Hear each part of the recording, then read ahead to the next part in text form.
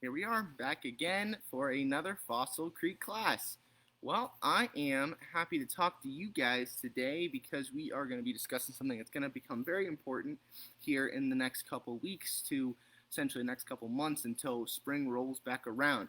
And that topic is frost protection. Now, frost protection can come in many different forms for many different items, some not even plants. We could talk just slightly about fountains as well and how to kind of protect those from frost. But of course, I would like to first start out by talking essentially about the plants and kind of move on from there. So, to start, here in Colorado, especially the Front Range, we can have, as mentioned before, a very bipolar type of climate. It can be, 0 to 20 one day, and then boom, the next day we are. Hold on, let me just do close. Anyway, that season is quickly approaching us here today. We have actually had a couple below freezing days or nights here in the past couple days, and we will undoubtedly have more in the coming weeks. Now, it is important, especially if you do have new plantings, things that are pushing out new growth, hopefully not, or things that are still fleshy, you are able to protect and cover those, well before they actually have any kind of damage. But the good news is a lot of plants have their own structures and essentially processes for protecting themselves from frost, first of all. Sometimes when we plant things late or they come from different places, it can be almost like a shock to some of these plants to go right into the ground and then experience winter. So, as I like to do, let's break things up a little bit, and we'll first kind of start to talk about annuals. So, annuals and frost protection. There are certain crops which you could have planted, say, a month or two ago: spinach, lettuce, kale, some of those cool season crops, even some sprouts or whatnot. Those, for the most part, should be good until we have a very hard freeze. But once we do have a hard freeze, they'll be pretty much ready to pull out and not be extremely important as we continue to move forward into the season. But you could still harvest a couple, probably good, pound or so of leaves off of any of those cool season crops, or maybe a little bit of fruit off of those cool season crops as we move forward. But once we have our first hard freeze, those will pretty much be done. And from there, it's easy to clean out your bed and start anew. You can even re-amend with something organic that needs to be broken down at this time so that it's latent and readily available for the next time you use that bed. But other kinds of annuals, say if you have begonias, tuberous begonias in a hanging basket, or you have cannas or callas, anything that has one of those underground storage structures that we talked about a couple classes ago, a lot of those you can cut back into their basket. You could remove the tubers, you can keep them in the soil. Removing them a lot of times is helpful. But tuberous begonias, cannas, callas, if you had anything like a tea tree, which is going to be a very spiky looking plant with either green or purple, very lanceolate or very thin leaves on it, those you could bring inside. Citrus you can bring inside. All kinds of stuff that is close to being hardy here, but really just isn't, and it's going to need to either be cut back, thrown away, cut back, brought inside, or I suppose you could probably cut them back, remove them, and then store them in a cool, dark place as well. But that's kind of what you're dealing with some of your annuals and some of your tropicals. Again, things that were in big annual arrangements and baskets. If they are tuberous, you want to make sure that you know what you have, look it up. You could even dig around in the soil. If you see any large saturated structures, then you have the potential to cut that back, bring it into a cool, dark place, keep it dry, and then for next season, go ahead and plant it back out again. And that's a lot of your annuals. A lot of your warm season annuals, like your corns, peppers, beans, those things will more than likely are going to die off. But things like peppers that can become woody, you can actually overwinter by removing leaves, bringing those inside, give them a good drink, and give them as much light as possible. And that's going to be the key. If you do have citrus outside, if you do have peppers outside, if you do have annuals with, again, those tubers, underground storage structures that you want to keep from year to year, you just want to make sure that you're cutting those back or you're bringing them inside and giving them as much light as possible. And just know that once you do bring something like your citrus inside, if it's tropical, bougainvilleas, mandevillas as well, you're bringing those inside to overwinter. Just make sure that you're not overwatering them. You want to be able to stick a finger in the soil, feel it be dry, have it feel dry before you water again. And again, just as much light as possible. We're taking something that's been outside in our very high UV and our heat and the wind and all of these conditions and bringing it into forced air inside. You're bringing it into essentially a place where the conditions are going to be drastically different, and the care is going to have to reflect that, again, by a little bit less water, as much light as you possibly can give it, and not having your expectations too high for growth indoors until you can bring it outside for next season. So that kind of has to deal with those annuals and tropicals.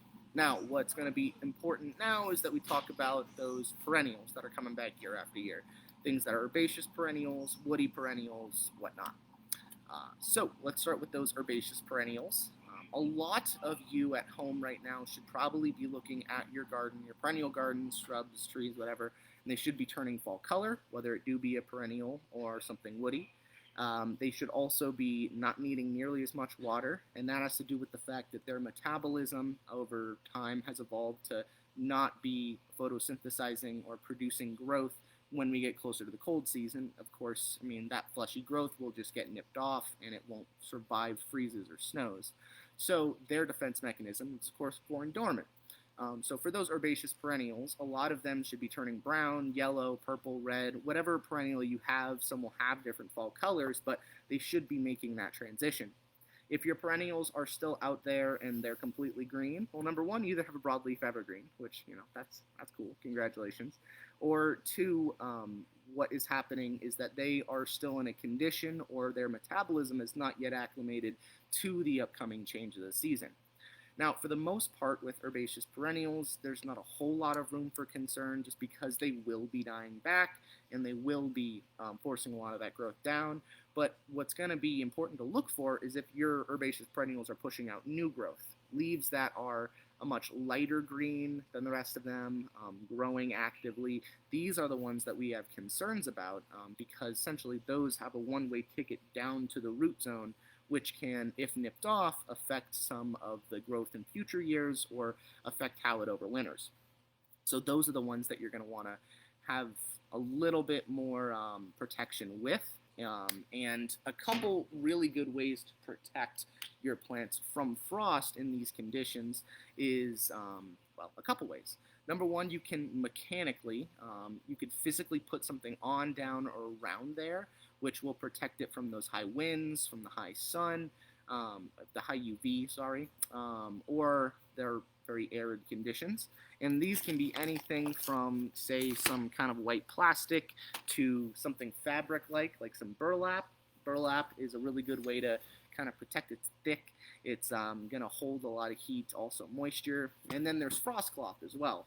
Now, frost cloth I did use in an earlier class. I could not find any here today to show you guys, but it is a white cheesecloth-like fabric, very soft and a lot of times very thin, still allowing light to penetrate, but it maintains a lot of heat within the dome that you're creating by putting it down.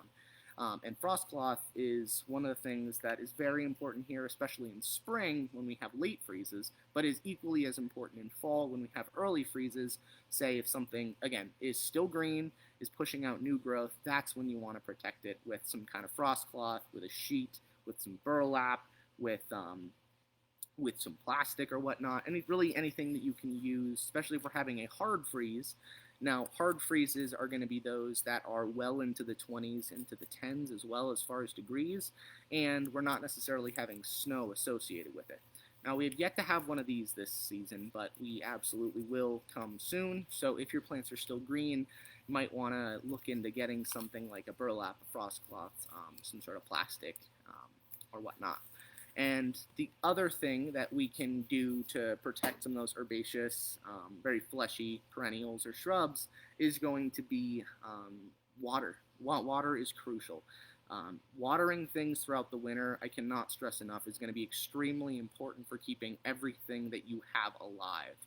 especially if it's a new planting. If it's old and established and it's woody, a lot of times you may not need to water through the winter, but it can never hurt. A little supplemental water on established trees goes a long way. It can revigorate some of their growth and just make them a lot more present during the growing season.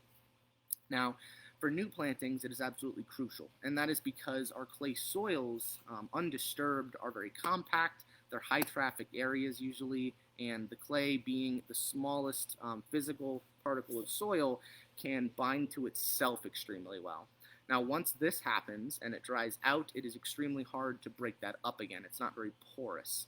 So, if you do a new planting, you're breaking up that ground. You're digging a hole, you're amending the soil, maybe, hopefully.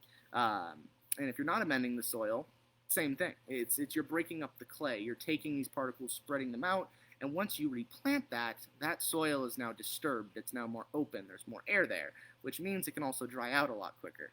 So throughout the winter, when we have days in the 50, 60 degrees in the middle of December or January, and have a hard freeze the next couple days, if that soil dries out, all of those new roots that have been growing there or have been placed there in this now very disturbed and open soil are going to feel the full effects of that arid climate, the dryness of essentially our winters. They're going to experience more evaporation from the soil because it's less compact and it's more open. And if they are allowed to freeze under that condition when they're dry, there is nothing protecting those roots. There's no layer of insulation. There's no moisture to essentially make those roots turgid again. So what's going to happen is that frost, that freeze is going to hit those dry roots and essentially kill them off, which is one of the number one problems that we see in the Front Range, or this part of the country where we have such dry winters. The issue is not the cold, it's the moisture, the lack thereof. So, if you are planting something, about once a month, I would suggest going out there and watering it. Once a month is a template, it is a rough guide. If you see a late freeze coming, if you see a hard freeze coming up in the forecast, on a warm day before that happens, give it some water so it can effectively create, again, a layer of insulation. As water freezes, that's an exothermic process. It gives off a tiny bit of heat, but more importantly, it will insulate the roots. Water covers the roots and gives it something that can essentially not necessarily move the frost through or that cold through, but it's allowing the root to be turgid, to hold some kind of water, to have it latent sitting around so it's not just directly exposed to the cold temperatures. So watering is going to be very important. Covering, watering, very important for all these things. Now, if you bought a xeric plant, whether it be a tree, shrub, or perennial, it will not be xeric until it's established. Now, a lot of people will come in, they'll buy, say, a sage, some type of sage, a silver sage, let's say. Well-known, very tomentose leaf, very hairy leaf. It's got a lot of sun protection, doesn't grow very fast, very xeric, very xeric. But before it develops a root zone, it's trying its hardest to do so. And we need to supplement that with water, especially winter water. So things that are xeric in nature won't really show those effects until they're established. So don't think just because you bought something that doesn't need a lot of water as xeric, you don't have to care for it as much early on, because once it's established, it's fine. But up until that point, you're still going to need to be supplementing some care. So that's herbaceous stuff. Again, a lot of perennials or whatnot that should be trying to go dormant now, but if they're not, just make sure that in a hard freeze you're giving some cover to those green leaves and protecting what it has, because that means that it hasn't acclimated and you're still trying to grow. Now we can start talking about some woody stuff, shrubs and trees. For shrubs, same story with some of those herbaceous perennials.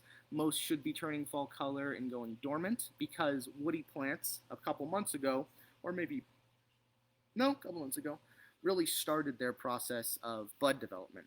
Around July and August, a lot of your woody plants are going to stop growing as much, and they're going to focus more on storing energy. Plants at this kind of longitude on Earth itself have evolved to experience seasons, and part of that season is not having leaves and storing energy for a good deal of the year. And in that way, around that mid point of the year, again, July to August, they are taking all the growth that they put out this year and they're starting to use some of that energy to build up buds to store energy for next year. When leaves pop out from shrubs and trees in the spring, it has not started rooting yet. All those are is the stored energy from what it gathered the previous summer and fall. A lot of people will plant a plant, they won't water it through the winter, and all the leaves will come out and die. And that is because the tree essentially had all of its roots killed, or all the really important ones that were main facilitators of nutrient, those died off. But the stored energy in the buds was still there. So all the leaves were able to pop off, go and grow for a couple inches, and then die off. And then people are thinking, wow, what did I cause recently? What did I do recently to cause this happening? You didn't do it recently. It was the not watering throughout the winter that killed it, but it was the stored energy that you're seeing being produced in the spring. So again, another reason why winter water is so important. And that conversation is really, what I just said, is really difficult to have with somebody who thought they just killed their tree. So I'm putting that out there. It's not something that's really easy to explain, but again, the importance of winter water. So let's go back to shrubs. If it's still pushing out new growth, that's when you'd want to focus more on making sure, again, that the soil is wet when we have a hard freeze, and if it's pushing out new growth, some of that burlap, some of that frost cloth, something that you can cover up those new fleshy leaves with so they have as much chance to harden off before they get nipped and eventually cause more harm to the plant than good.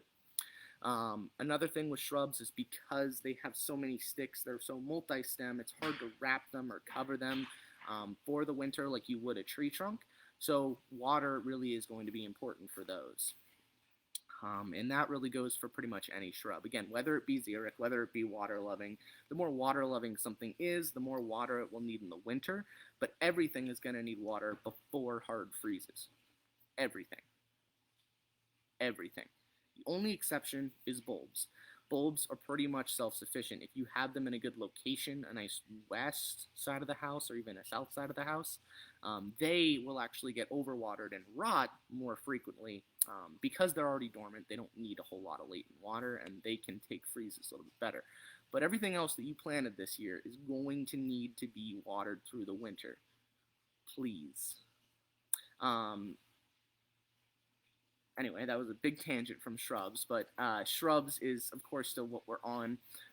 If those are still having green leaves, you might want to check if it's a broadleaf evergreen, just like some of those herbaceous perennials we talked about. But for the most part, if it doesn't have any leaves on it, if this shrub, tree, whatever, is void of leaves, it's not going to need as much water because leaves are essentially the exit point for any transpiration. Water is brought through the roots, up the plant, and out the leaves. So once those leaves are gone, there's not a whole lot of room for water to leave, therefore it will stay wetter for longer. But still important to check. And that's going to be important. Say you have one shrub that is dormant, is void of leaves, has nothing on it, but you have a broadleaf evergreen next to it, something coniferous, spruce, pine, fir, yew, euonymus. These are still going to be transpiring. Not as much, but they still will be. So things that are evergreen may need a little bit more water in the winter than something that is, again, void of leaves, void of that exit for water, and will not be transpiring. So something good to keep in mind, especially if you have little spruce or mugo pine shrubs. Make sure those are well cared for in the winter. And those really, really should not be pushing out new growth right now. If they are, someone bought it from somewhere they should not have at a bad time of year, because they really, really should not be pushing out new growth. Anyway, that kind of goes with that whole shrub realm. And last thing I want to talk about is trees. The main difference between trees and shrubs, of course, as far as frost protection and winter care, is going to be accessibility. Now, if you have a new tree in the ground, it can be easier to cover it up, especially if it's something from a pot. And they do make large spools of frost cloth. If you really wanted to go at it, you could do some type of sheet, or you could do a larger piece of plastic. But again, most of these trees at this point, wherever it came from, if it lived here during the summer, it has developed buds. So even if you do lose some of green leaves to a hard frost, As long as they're not pushing out new growth, you should be good because the tree has already accounted for that in its energy storage from earlier in the year. Now, the other thing that's going to be important with trees that you can't really do with shrubs is called sun scald. Sun scald is very common here in the Front Range, only for two reasons. Number one, our elevation, of course, increases the amount of UV that's being shined down on the world, and it is also we have a lot of very, very sunny days, hot days right after freezes, which can only accelerate sun scald. So sun scald is the idea that the sun itself is burning the bark. It's like the bark has a sunburn on it. And this has nothing to do with the fact that, it's different and it has more shade in summer or it's somehow different in summer. The issue is when that sun gets lower in the sky, it's more direct on hitting these things, and UV actually is increased a little bit. So that is why we suggest to tree wrap your trees, especially newly planted trees. Now, after a while, trees will start to develop what's called a cork layer. Now, you've seen old trees have very rough bark. Some have big plates or scales, or there's big strips that are protruded from the trunk a bit. Now, this cork layer actually performs a couple things. Number one, the cork layer is insulating all the phloem, the sugars that reside directly underneath the bark. Now, that's important because if we have very big dips and rises in temperature, all the sugars in that bark can freeze and thaw, and just like a water bottle in the freezer, pops it open. Maples, apples, if you've seen big scars on the sides of their trunk, that's probably what happens, that freezing and thawing. Secondly, the cork layer of the bark can also prevent sun scald from happening. Because it's so coarse and it's so full of, I believe it's lignin. There's a specific cell structure that is produced, and it's blanking right now. But what's important is that this cork layer is preventing the bark from getting burned because of its coarse, rough, and very essentially thick nature. So it won't get sun scald once it develops very mature and rough bark. But when trees are young and their bark is very smooth, the cork layer is extremely small, there's very little that's preventing the outside from that phloem layer, that is when tree wrap is going to be extremely important. There are some trees that get it worse than others. I mentioned maples and apples are very important. Young elms are also going to be important. There are things like hackberries or Kentucky coffee trees that even when they're young and still in their vigorous stage have a bit of a cork layer. Those aren't as important. And then there's also things like aspens. Aspens being so high in elevation or have evolved to live so high in elevation have created their own bit of cork layer, which isn't actually a cork layer. If you take an aspen and rub the stem, you'll notice a white kind of glaucous wax or powder on your hand. Well, that's essentially sunscreen. That itself is preventing the sun from directly hitting its greener bark and burning it that way. So plants that are already native to higher elevations will sometimes have their own ways of dealing with this issue of sun scald or freezing and thawing. But for the most part, if your tree is smooth and that bark is not rough whatsoever, you're going to want to tree wrap it. It's going to prevent sun scald. It's going to prevent any breaking or popping of the bark from the freezing and thawing. And that is going to be important to do for the first couple years until it starts to develop that rough bark. And of course, the more things get acclimated, the more that they can change a little bit of physiology to work with the environment. But if it's a smooth bark tree, tree wrapping is important. From about, on average, again, our temperature is very bipolar, but from about Thanksgiving to Easter is a good time to tree wrap. Very important. We just actually finished tree wrapping all of our trees here at the nursery. Whether they had rough bark, whether they had smooth bark, whether they were an aspen. Better safe than sorry. So that's the deal with trees. Want to make sure that those trunks are covered. It's difficult to get up into a tree if you're trying to save new growth as far as covering. But what you can do is tree wrap, and you can water before we have hard freezes. I'm sorry I keep stressing that so much. It is just that important. But for the most part, that's our deal.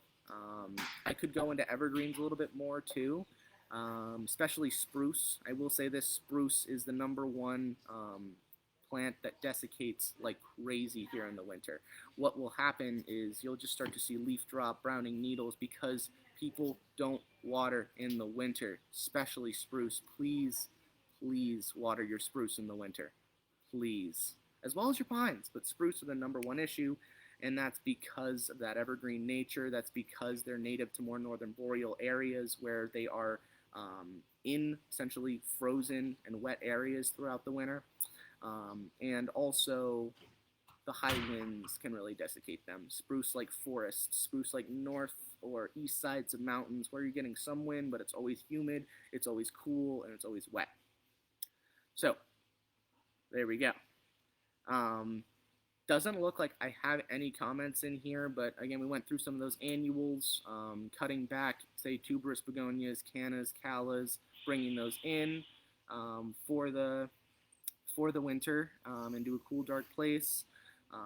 Citrus, bougainvillea, mandevilla, tropicals. Want to make sure you're bringing those in, giving them a little less water, as much light as possible. Shrubs, mulch, water, water especially. And then trees, tree wrapping. One more time, tree wrapping. And winter water. And yeah, I think that pretty much covers it. So if there are no questions here, I'm going to go ahead and wrap it up. As always, it's been a pleasure, and I don't know if I said at the beginning, but my name, of course, is Jackson, the retail manager here. Thank you, Denver Dry Garden. You've been here the whole time. It's much appreciated. So yeah, you guys have a wonderful day. Feel free to always call the nursery, reach out to any of our emails if you want to know more information. Or you can post on our social media and I will be promptly notified. So, thanks guys.